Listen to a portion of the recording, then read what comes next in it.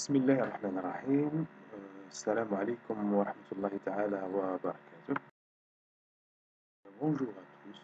Dans le cadre de la formation outil et pratique pédagogique au profil des enseignants universitaires nouvellement recrutés, j'ai l'honneur de présenter devant vous mon vidéo pédagogique réalisée pour présenter chapitre de cours que j'ai enseigné intitulé à la résolution d'équations non linéaires, qui est présenté par moi-même, le Dr Zbirhan. Mon plan d'exposition est organisé comme suit. Donc, on va commencer par une introduction. Ensuite, on va expliquer c'est quoi la méthode de bisection, quelles sont les conditions d'existence et unicité de la solution, conditions d'arrêt. Ensuite, on passe à la deuxième méthode, Newton-Raphson. On va parler aussi sur l'interprétation graphique de la méthode et bien sûr le test d'arrêt de cette méthode. Donc, les méthodes analytiques de résolution des équations algébriques polynomiales sont limitées à certaines formes de faible degré, telles que les équations quadratiques, cubiques et quartiques. Pour les équations polynomiales entières du degré supérieur à 4, il n'existe guère de méthode exacte de résolution et l'on doit employer des méthodes numériques pour trouver les racines. Donc, il faudra donc recourir aux méthodes numériques qui permettent de calculer des racines approchées avec une précision déterminée. Donc, l'objectif de ce chapitre est de trouver les zéros de fonctions non linéaires, c'est-à-dire les valeurs de alpha appartient à R telles que f de alpha égale à 0. Donc, c'est quoi la méthode de bisection? On appelle aussi la méthode de dichotomie, c'est-à-dire coupée en deux. C'est une méthode pour trouver une solution approchée à une équation fx égale à 0. Donc, elle repose sur un théorème important, c'est le théorème des valeurs intermédiaires, qui est la base de l'étude de celle-ci, ainsi que des autres méthodes. Donc, avant de passer à l'explication de cette méthode, on doit savoir les conditions d'application de cette méthode. C'est-à-dire, quelles sont les conditions pour appliquer cette méthode, c'est-à-dire l'existence et l'unicité de la solution. Donc, f, la fonction f doit être fonction continue sur l'intervalle AB, et fa fois fb doit être inférieur à 0.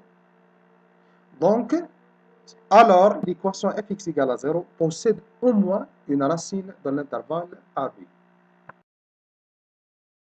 Donc, c'est quoi l'idée? L'idée est d'évaluer ce que faut f au milieu de AB et distinguer les deux cas suivants. Donc, on a deux cas. Premier cas, on distingue deux cas. Premier cas, si f a plus b sur 2 inférieur ou égal à 0, on doit calculer f a plus b sur 2.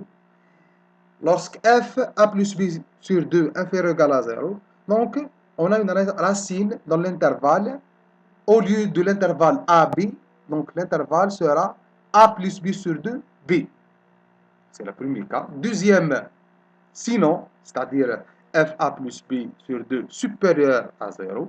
Donc, on a une racine dans l'intervalle A, c'est pas B, c'est A plus B sur 2. Ainsi, dans les deux cas, on a trouvé un intervalle de longueur moitié dans laquelle il est situé une racine de l'équation fx égale à 0. On recommence alors avec cet intervalle et ainsi de suite.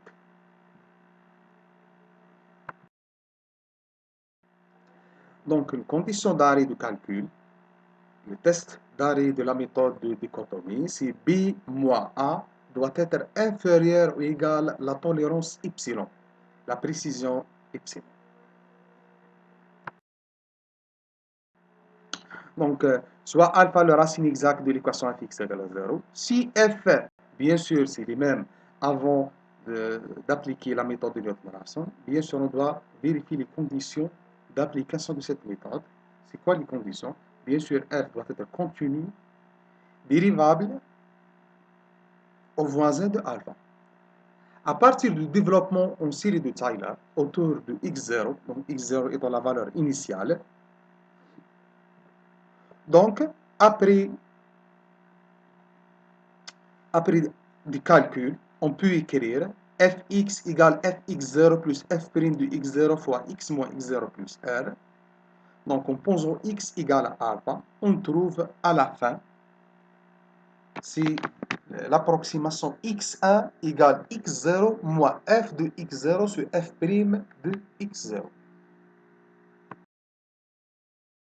Bien sûr, de la même manière que précédemment, on trouve une nouvelle variable de x2. x2 égale x1 moins fx1 et f' de x1. Et ainsi de suite. Donc pour x3 égale x2 moins f de x2 à la f' sur f' de x2. Donc, la relation récursive doit être xk égale xk moins 1 fois fxk moins 1 à la f' de xk moins 1. C'est ça la relation récursive concernant la méthode de Newton-Raphson. Bien sûr, l'interprétation graphique, c'est la même chose. Donc, on peut trouver cette équation à base des tangents. Donc, tangent θ représente la dérivée. Donc, à chaque fois, on va calculer le tangent de θ. À la fin, on a des conditions d'arrêt de cette méthode aussi. Si la valeur absolue de xk moins xk moins 1 doit être inférieure ou égale à la tolérance epsilon. Merci.